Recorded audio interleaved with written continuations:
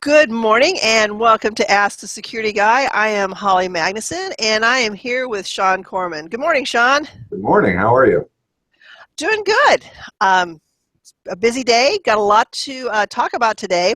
So as a reminder, if you have questions or comments for Shawn, you should see a chat box to the right of the video feed, and just go ahead and type that question in or comment and we will try to get those answered. So we do have a lot to talk about, and we're going to start with a question that we received from a couple of different people about Windows Defender. So Shawn, what do you think of Windows Defender? Well, there's a loaded question. I'm good at that. So, in preparing for that answer, I wanted to do a little research. And I know Windows Defender's been around for quite a while.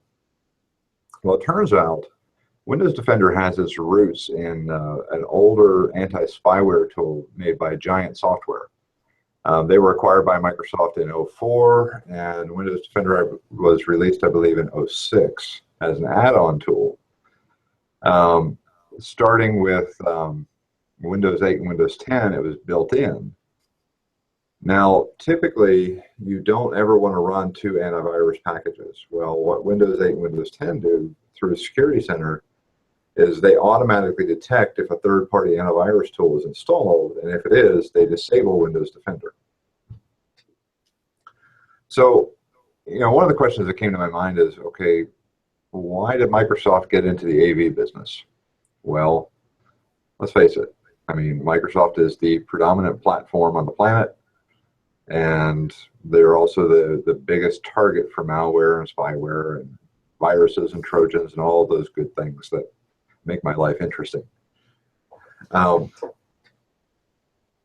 the flip side of it, Microsoft adopted the approach of it's better to have something than nothing. And if all of their computers are protected with at least something basic, it's better than if they're completely unprotected. To the question of, okay, well, how good is it? Well, in a review this year done by PC Magazine, they weren't exactly too kind to Windows Defender in respect to other, mostly free antivirus packages that they were comparing to. But they did point out a few key things. The one is it's built into Windows 8 and 10. And it actually scores in some categories pretty well in independent labs. It runs a poor score with malware blocking and a so-so score with malicious URL blocking. It actually does pretty well with phishing URLs. And there's some evidence to support that it does file execution checking and ActiveX controls and a few other types of checking reasonably well. So as far as antivirus tools that are hooked into your browser, Defender only works with Internet Explorer and Edge, oddly. Doesn't work with Chrome, doesn't work with Firefox or Opera. Sadly. If you're out there on the Opera family. If you use a real web browser. I'm just saying. Because you know me, I don't ever recommend people use Internet Explorer or Edge for a variety of reasons. One of the biggest which is actually built into the operating system and hooked into the OS. So from a virus standpoint or a Trojan or something that's going to sideload through a browser extension or something like that, it's a shorter path directly into your operating system instead of going through multiple layers.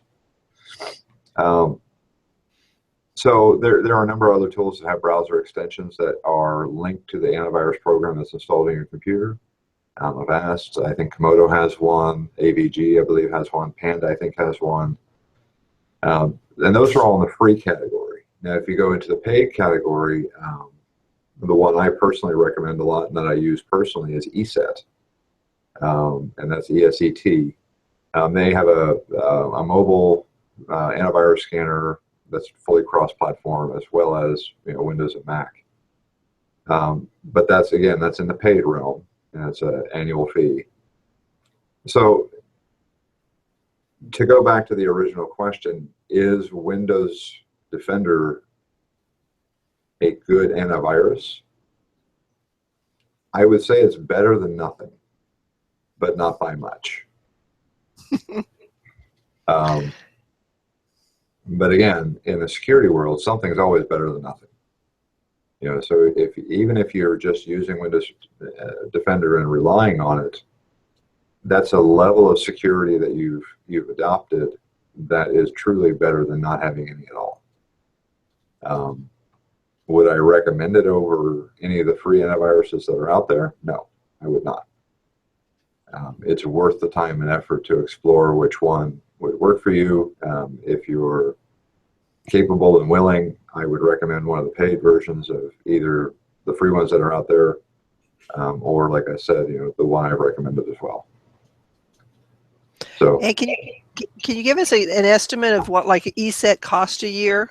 Kind of so we look at that as. I bought a multi-device pack, and I think it cost me $60 a year. But that handles 3 computers, and it's a total of 5 devices. They originally had it categorized, but anymore they just look at devices. So that will work. That'll cover your computers, your tablets, your smartphone. For me, it works well. Others may exceed that count or be below it and have unused licenses sitting around.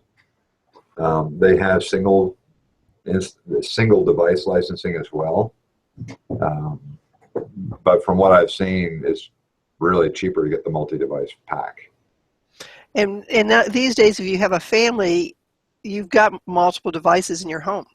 Usually you have multiple devices per person now. Yeah, I wasn't going to say that, but yes. I don't want to even think about how many devices I have. Yeah, realistically, if you look at a home with, say, 3 people, 2 adults and a child, depending on the age of the child, I mean, you're going to probably have 2 or 3 devices per person. In some cases, maybe more. Because you're going to have laptops, home computers, tablets, phones, and a variety of other things probably. And they're all entry points. That's the thing is when we talk about device security, really the ultimate edge, from a security consideration is the user. That's the single most effective point of entry into any organization's network is through the user themselves. And we talked about that in our security awareness training. It's social engineering. They click on a phishing link, or it's an in-person attack, or it's over the phone, or even snail mail still. I mean, there are still very successful social engineering attacks that are conducted via regular old U.S. mail. So there's a variety of attacks out there. But again, when you really back out from a security perspective to the hardest to crack into to the easiest, for most organizations, and this isn't universally true, but for most, they've pretty well hardened their infrastructure, or they've taken steps to have a higher level of security within their servers and their networks and their internet-facing side than they do on their computers that sit on people's desks. So it's a point of awareness. No antivirus is going to protect you from everything. You have to be the first line of defense, and that's just awareness. Know what you're clicking on. Before you click that link, just hover your mouse over it and see if it goes where you think it goes. Read the news. I mean, there's a variety of tools that we talk about in our security awareness training that can really. Nothing's going to ultimately prevent things, but you can radically decrease your likelihood of being a victim by taking some few basic steps. I mean, what's the most common one we talk about, Holly? Oh, the phishing emails, account being your account being deleted if you don't do something, or this great attachment I've sent to you and that type of thing. Yeah. Was that what you were looking for? Well, I mean, that's exactly right. I mean, we see a very high volume there, but it really boils down to strong passwords Hmm. because the single gateway that really circumvents all other security controls now, especially in the cloud environment that we live in, is your username and password. That's it. If I've got that, I've got access to your stuff. So if you're using the same password on multiple sites and someone gets a hold of that, off they go. And we're going to talk a little bit about that in a few minutes, but where that has played a huge role in certain presidential candidates' life. But before we jump ahead, uh, So yeah. so Windows Defender, better than nothing, Mhm. but there's a lot of better tools out there that will give you more protection. Yes, definitely so. Yeah. Like I said, and it is better than nothing, So, arguably. so far, no questions. If you do have a question, you should see the chat box. If you had the same problem I did and got an error message when you tried to type in a question, go ahead and refresh the screen, and that fixed it for me. So again, if you've got any questions about Windows Defender or antivirus in general, go ahead and you can put those in. But in the meantime, I have to tell you about my son's, not rage, but rant last night about the commercials on TV. Specifically, the ones advertising Christmas sales and Christmas. Yep. He is very much his mother's son and feels like that, Christmas needs to start the day after Thanksgiving, not the day after Halloween. So, as we try to always do in November, heading into the Christmas season, is talk about protecting ourselves when shopping, whether it's online or now even in the stores. Yep. Yep. So, Shawn, what's your number one piece of advice for shopping during the holidays? It's funny, Holly, because in the past we've given really, specific instructions about safe shopping online. And then we sort of assumed that, the shopping in person was going to be safer. Well, over time, we've seen that it isn't because, the Target breach and the Home Depot breach and all these, large vendors being breached in their point of sale terminals in the store, where you swipe your card or now insert for the chip. Basically, if you go to a store that's where you have to swipe your card, worry. If they're asking you to insert the card for the chip reader, there you're a little safer. But a general rule of thumb, and I tell people this all the time, when you're shopping especially for the holiday season, use a credit card that has a low limit. Don't use your ATM or your debit card that's associated with your bank account. Even though it's more convenient, if somebody gets a hold of that data, if there's a data breach that you have no control over, somebody could potentially get access to everything that you have. And for a lot of us, I mean, let's face it, we live paycheck to paycheck, for a lot of people. And, having something like that wiped out would be devastating. Whereas with a credit card, at least with the credit card companies, you have a remediation path with the card company, and it doesn't impact you directly. There's a little bit of a buffer there.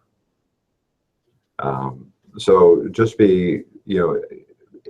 look for merchants that are going to ask you to insert your card for the chip.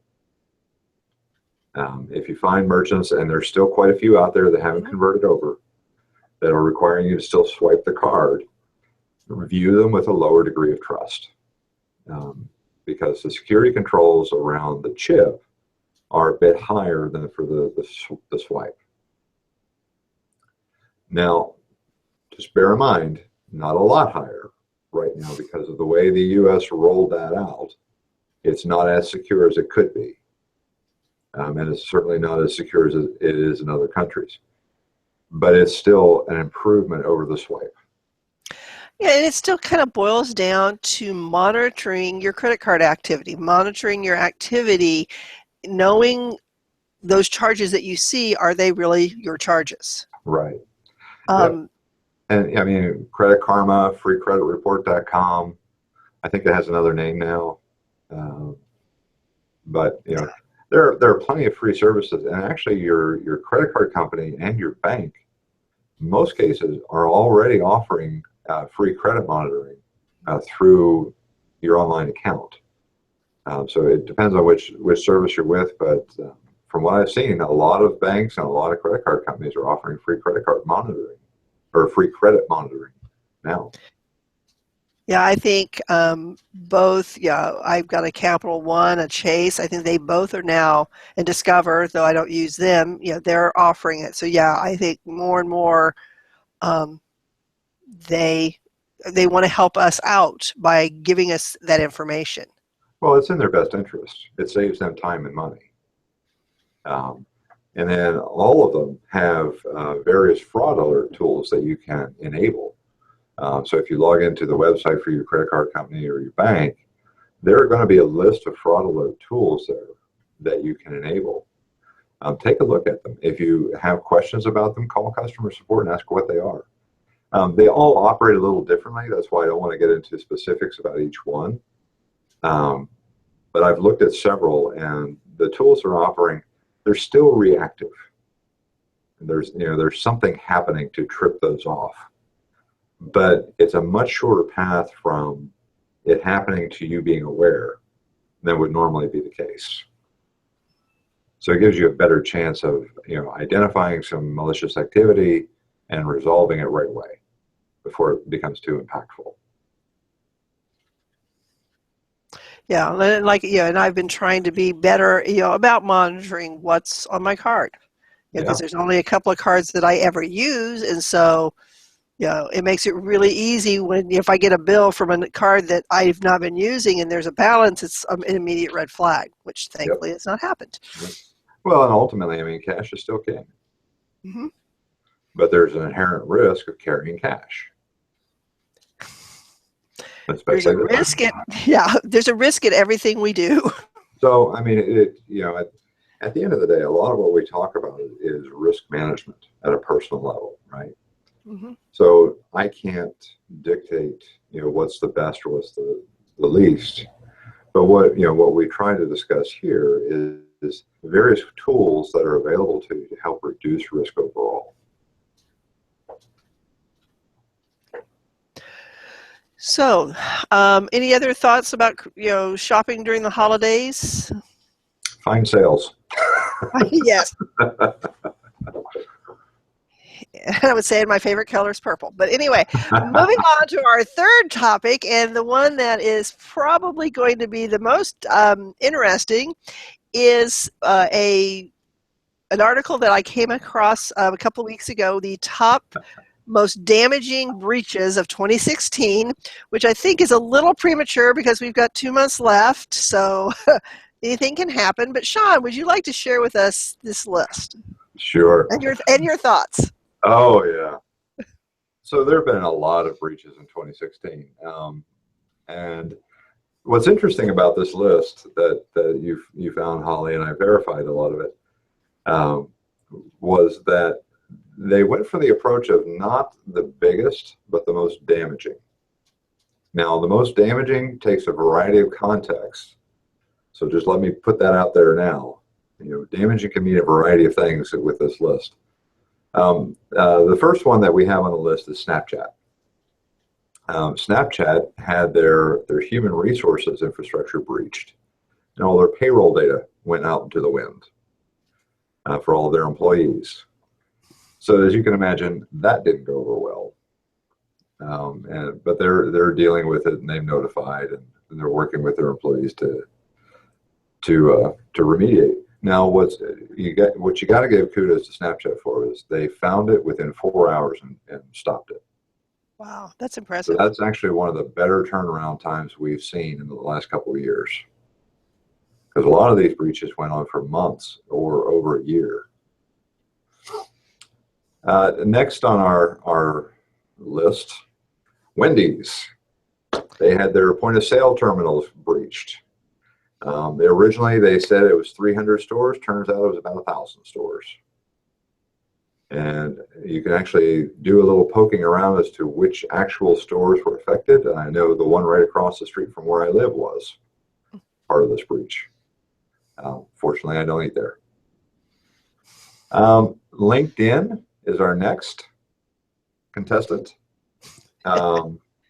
This breach actually didn't happen in 2016. I think it went back to, let me see.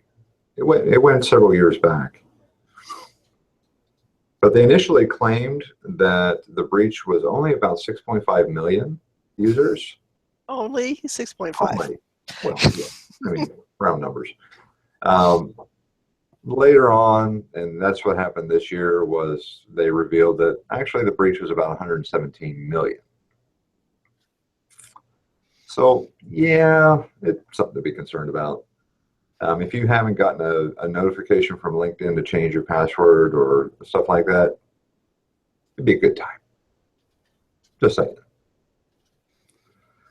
Next up on our dubious list of honor here, Minecraft. For any of you out there who like playing Minecraft and play on Minecraft servers, I know my son's a huge fan. I know several adults who are as well.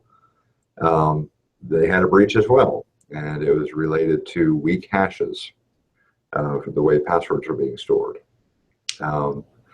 So the breach happened in January 2016. Shortly thereafter, usually they say they didn't notify or learn about it until late February. That's where sources vary as to when they knew about it. But they've already taken steps to remediate it, and they've forced a password change on all users when they log in. The new password storage is supposedly much better and more secure. Let's hope so. One can hope. So the next one, and this is actually decent sized, was Verizon. Let's see, contact information for about 1.5 million Verizon customers, and the data breach was priced at 100,000. However, the seller offered to break up the list of accounts he stole into 10,000 record chunks for $10,000 a piece. Now, do the math, dollar a hit. Yeah. So, yeah, so that one's been interesting. This is I'm going to not name the site out of deference to our institution, but it was a pornography site that was breached. Names, address, emails, billing information. And the data that was breached there contained about 790,000 unique email addresses. Enough said. Moving on. Moving right along. Dropbox. Next up. I'm sorry, which one? Dropbox. So this one went back to 2012, but it wasn't until 2016 that we really understood the scale. Roughly about 68 million accounts. Now, as you know, I'm not a huge fan of Dropbox anyway. This really not helping. Yeah, I can't wrap my brain around it, why it took 4 years to figure it out. I'm going to refrain from comment. I knew you would, so we'll just move along. Next up. So the next one up is the law firm of Mossack and Fonseca out of Panama. And they apparently were a very quiet law firm for a variety of world leaders and other reasonably visible figures in the political arena.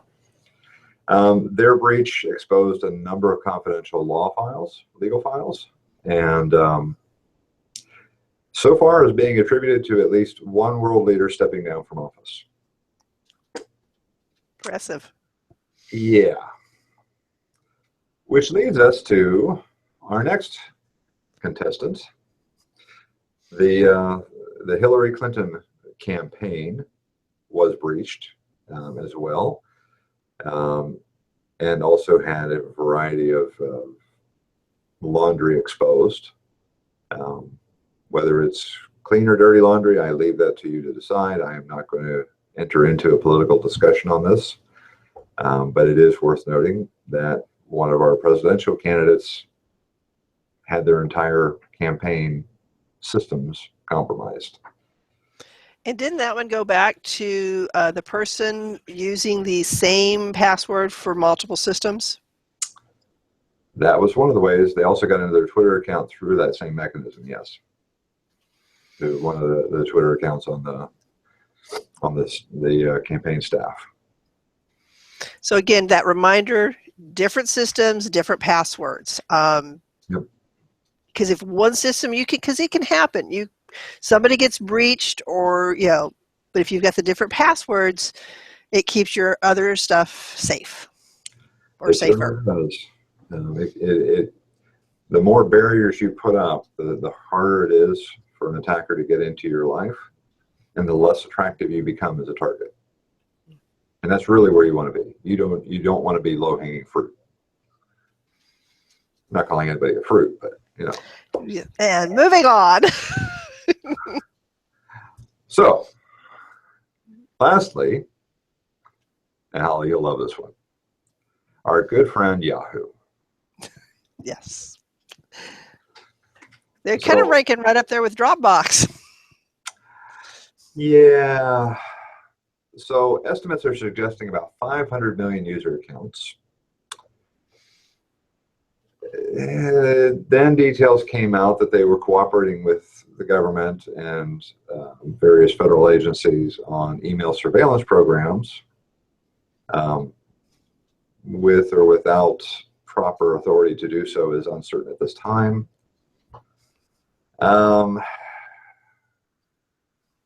Yeah. It also kind of put a few deals sideways, business venture sideways when this breach came out. And again, tarnished an already tarnished name. Yes, so sadly. Yahoo was, it is actually really sad. Yahoo was one of the earliest out there in the search market game. And so they've got a lot of history. Unfortunately, their security practices and the way they take care of users' data is more than a little dated, it would appear. So, and as much as we seem to hope that they are revitalizing their security infrastructure and doing new things and better things, the news still keeps coming every year. And they keep showing up in the headlines. And they're not the good headlines we want to see. No, they're not. No company wants their name that way. Yeah, they certainly don't want to be in my headlines. So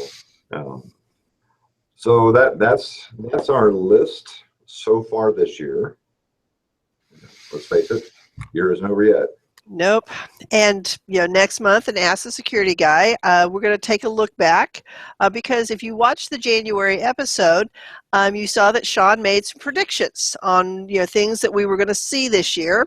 And in December, we're going to take a look back and see how good was his crystal ball, and have some fun with that. We also, in December, will be doing our Hangout with IMT at the computer store during the Christmas sale. Don't have a date for that yet, so watch the email for that, because hopefully there's going to be some fun and some giveaways, and you can come by the computer store and and play the Christmas theme. Well, I don't know if it's themed Christmas themed trivia questions, but you can have some fun hanging out with Dante and I.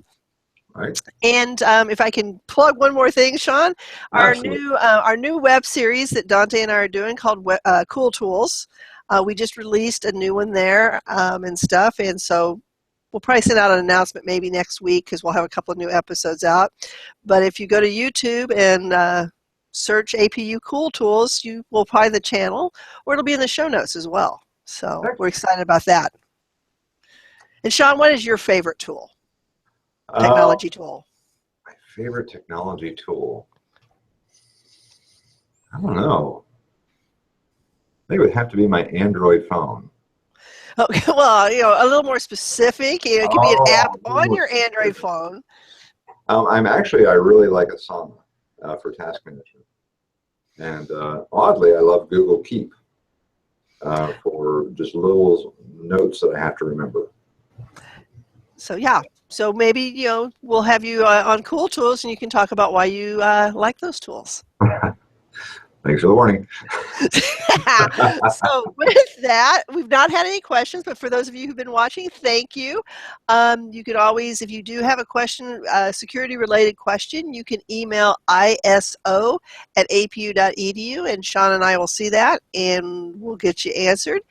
And until next time, Shawn, have a happy Thanksgiving, since we won't be on the air again until after Thanksgiving. Nope. So, Nope. Have a happy Thanksgiving, everyone. bye-bye. Bye.